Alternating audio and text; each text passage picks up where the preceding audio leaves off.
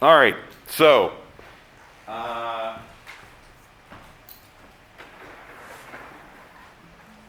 so far we've done, I'll put up my general.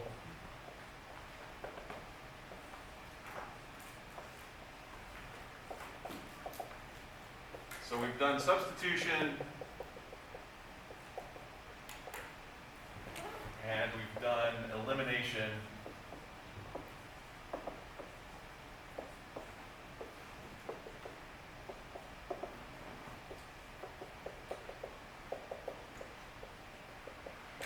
Okay, so these are the two reactions covered in chapter 7. Each then has a 1 and a 2 version, right? So there's Sn1 and there's Sn2. Again, substitution, nucleophilic, the thing that's coming in and doing a substitution is a nucleophile. So substitution, nucleophilic, and then it can either be bimolecular or unimolecular in the rate law. Okay, same thing on elimination.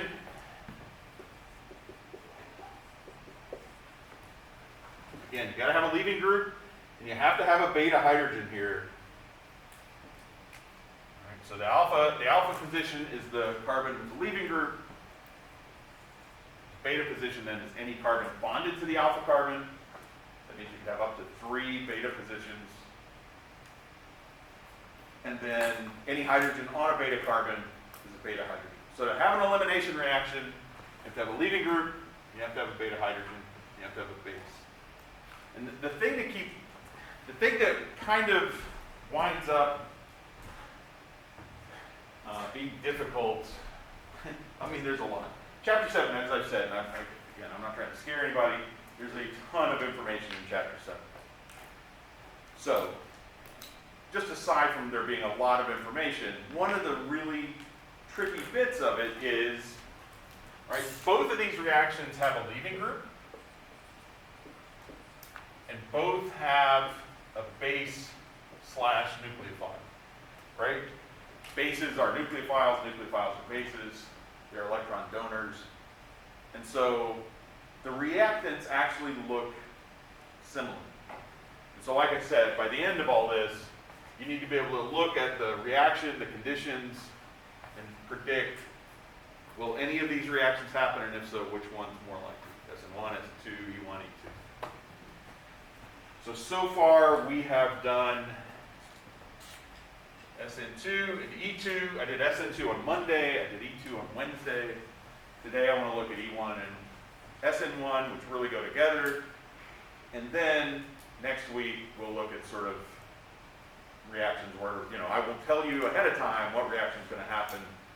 You'll just have to kind of predict it. Okay. So first thing, and I've talked about this a little bit, we need to discuss carbocation stability. Right, so your carbocation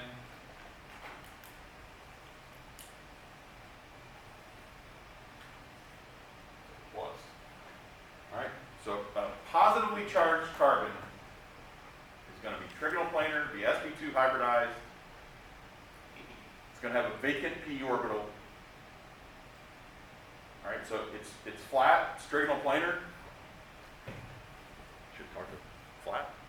All right, so now if a nucleophile tries to make a bond, or if a nucleophile makes a bond to that carbon, that nucleophile can come from the top, the bottom, it doesn't matter, the right, left. It's flat with a lobe of orbital on either side.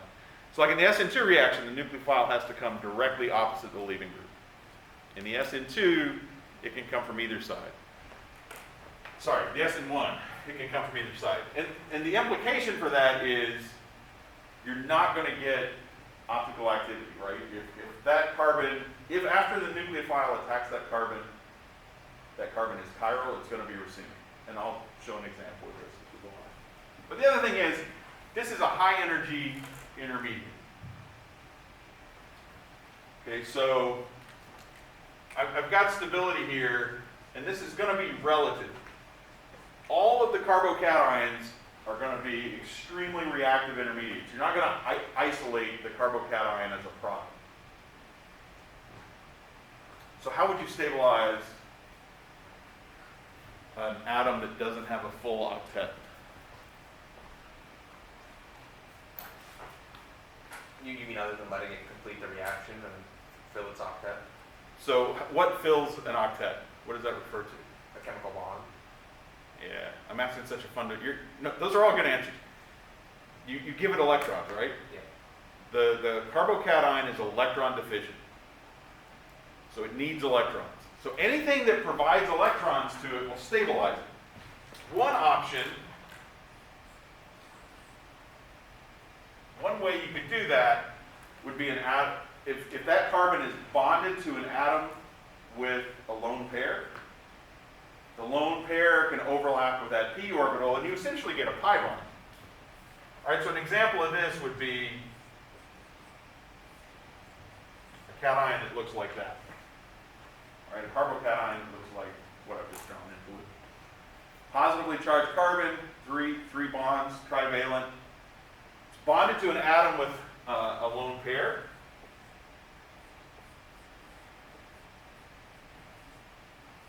Right, so this lone pair can swing down, make a pi bond. And in fact, that is such an important stabilization factor that the real cation looks more like the one on the left than the one on the right. Okay? A lot of times, and at least I struggled with this, it kind of almost looks like the molecule on the right, the resonance structure on the right should be more stable because the less electronegative atom has the positive charge. But the whole molecule's got a positive charge, and remember, the whole molecule is really a combination of these. On the right, you've got an atom that doesn't have a full octet. It's only got 6 electrons in the valence shell. On the left, every atom has a full octet. Right? So that oxygen has a formal positive charge, but it's got 8 electrons. That's a bigger deal than where the charge is formally. Okay, so again, formal charge is important to be able to figure out and see, but formal charge is formal. The molecule has a positive charge, so if you can have a structure where all the atoms have 8 electrons, that's a big deal. All right, that's the best way to do this, best way to stabilize that. I'm going to draw another one here.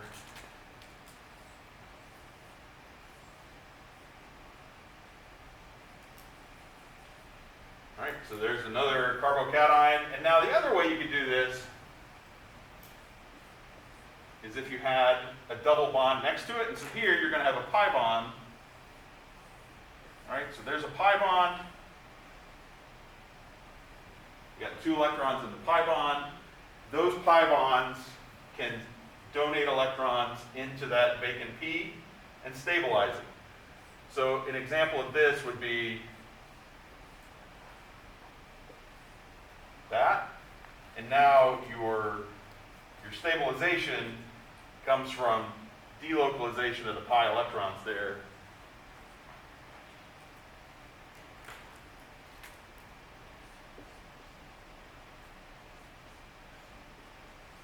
All right, so that positive charge gets delocalized over 3 atoms. So carbocations that have pi electrons attached to the positively charged carbon or a lone pair are quite stable. Again, I see it. Relative to the fact that carbocations are really reactive. Can you repeat that if you don't mind? Which? What makes it more stable? Having electrons attached to it. Okay, so those electrons can be a lone pair, they can be pi electrons, or as you'll see in a minute, they can be sigma electrons. What's your question? On the right-hand molecule pipeline, you said that it's delocalized amongst 3. What are the 3 that it's delocalized? Sorry? You said it's delocalized around 3 different atoms. How do you So the charge is kind of delocalized over all 3 of these. And formally, it's not the positive charge that's delocalized, it's these 2 electrons. The 2 pi electrons are delocalized over all of it. Okay, so you need electrons to stabilize the positive charge. I'm gonna raise this now. The 2 that I just showed are really good ways of doing this. There's this thing, if you don't have those, there's this thing called hyperconjugation. which helps. Again, there's our p orbital, positive carbon. All right, trigonal planar, positive carbon. And now, right now I'm not showing a lone pair bonded to it. I'm not showing pi electrons bonded to it. I'm going to show you sigma electrons bonded to it. Couldn't remember if I'd hit play or record. All right, so if this carbon is bonded to, say, another carbon, that carbon is going to be bonded to things. So let's say it's bonded to this, to an H.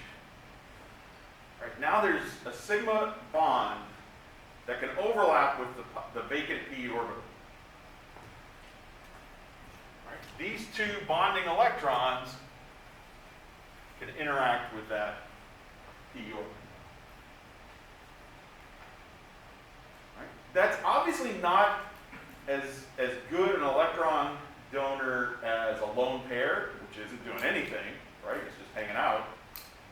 Or pi bond. Pi electrons are higher in energy, so pi bonds are weaker than sigma bonds. But it's still something that can stabilize that atom. Right? And so the upshot of this, the more sigma bonds you have that are sort of beta, look at this is now, right? This is an alpha, that's beta, so that's a beta hydrogen. So the more beta groups that you have, it doesn't have to be a hydrogen. This could be a methyl, this could be an ethyl or a phenyl or whatever. But as long as there's something there that has a sigma bond, those sigma electrons can help stabilize the cation. Okay, the other thing this does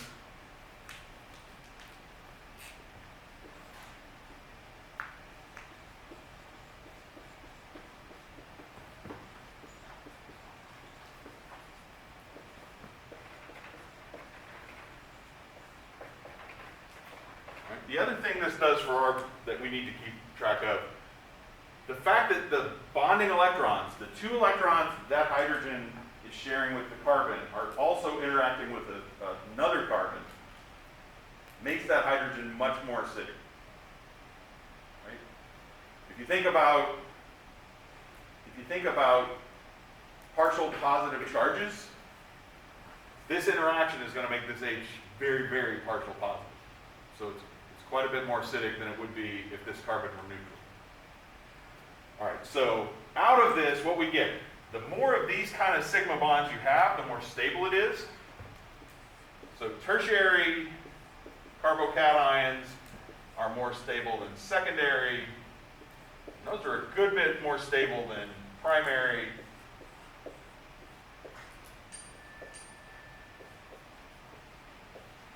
And then there are methyl cations down on the end, right? A methyl cation is as unstable a carbocation as you can possibly get. Because there's no electron source around it that can help stabilize it.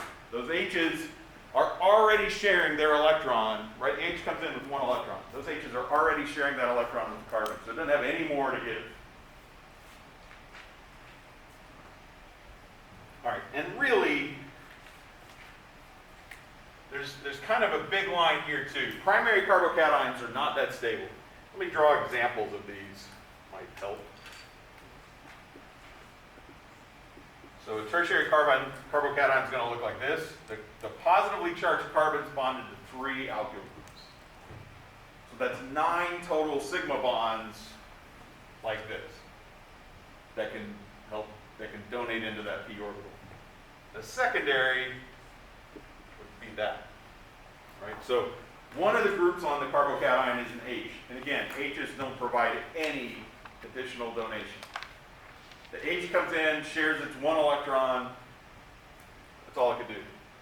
Primary is going to look like this. There's 2 H's on it. Again, that's not a real... primary carbocations are very unstable for even a carbocation. Right. And then the other thing to consider, they can all interplay, right? You can have a carbocation that's got an atom is bonded to an atom with a lone pair, and to something that's pi bonded, and then to something else, right? It could be tertiary and have a lone pair and have resonance. That's going to be, relatively speaking, a really stable carbocation.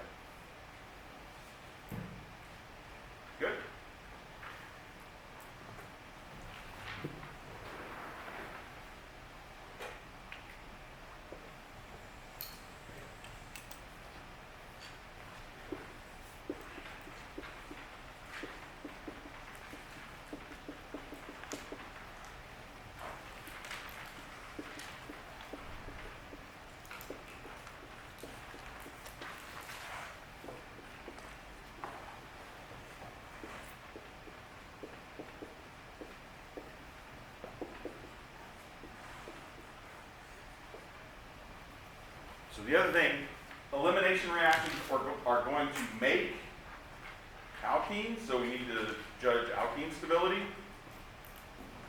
For the same reasons I've gone through in the previous couple of things, conjugated pi bonds are more stable than non-conjugated pi bonds. So a conjugated pi bond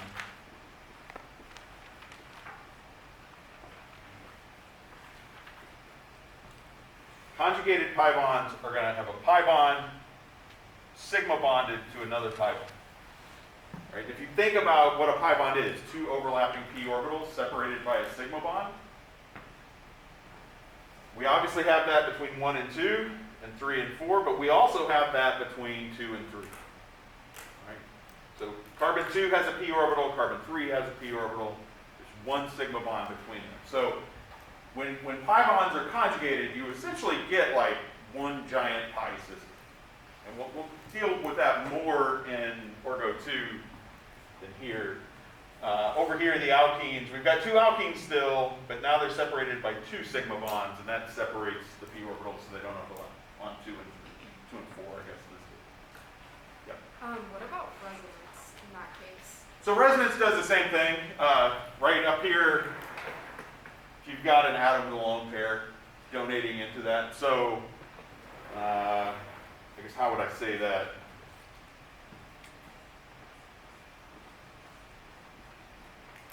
Right, so there's an atom and a lone pair there.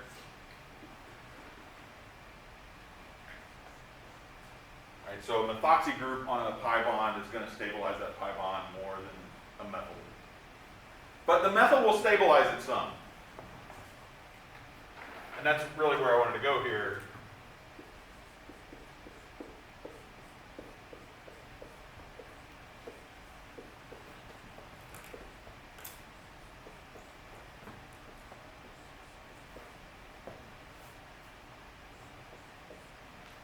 All right, so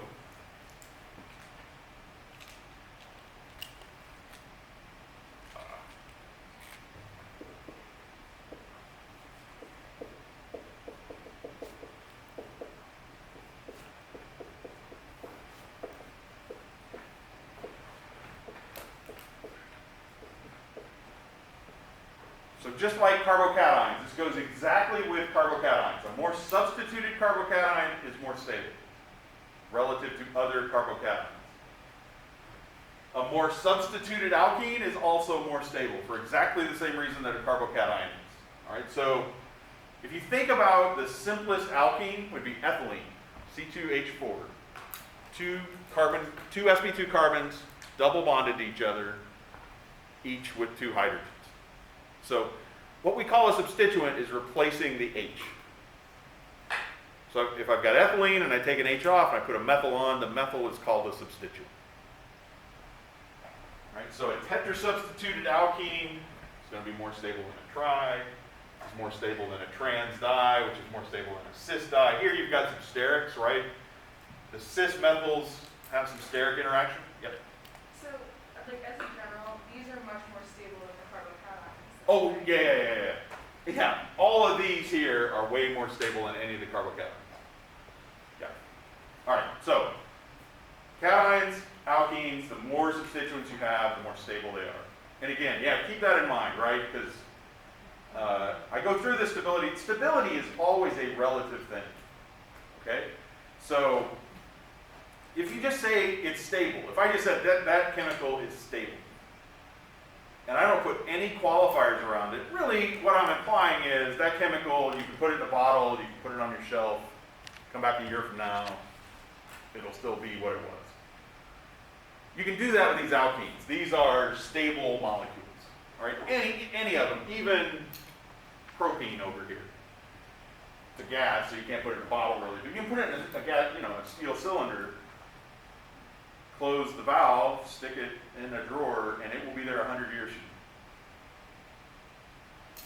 now. None of the carbocations are. Even if you had a carbocation that's like got 3 aromatic rings, 3 benzene rings on it, stabilizing by resonance and electron donation, doesn't matter, right? Like you can't put that, it's going to react. So when I talk about cation stability, I'm talking about relative to other cations.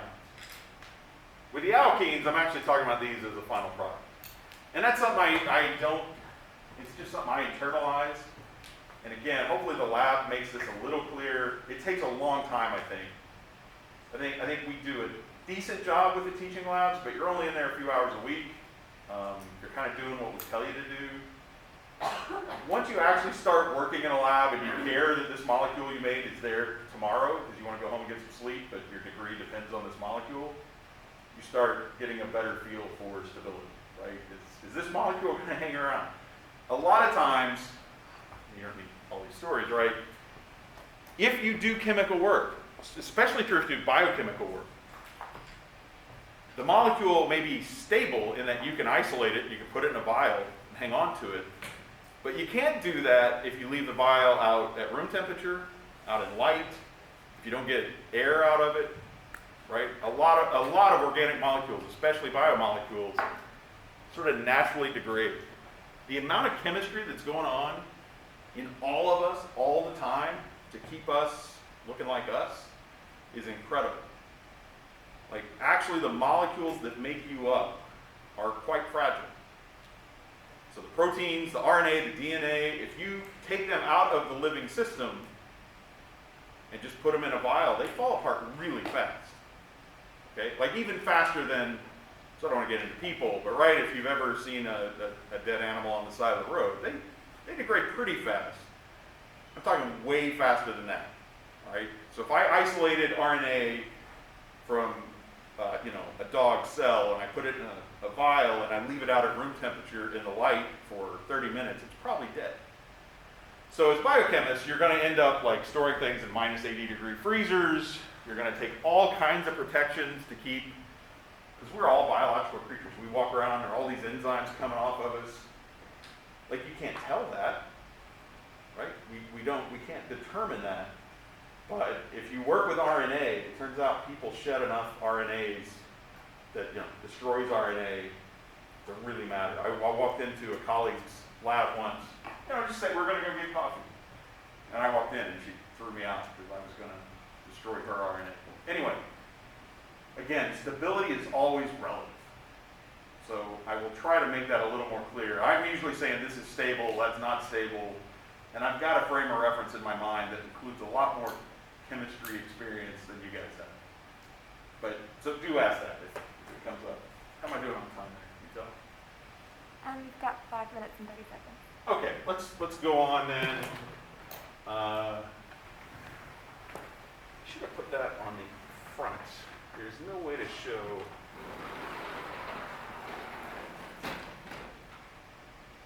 All right. So let's look at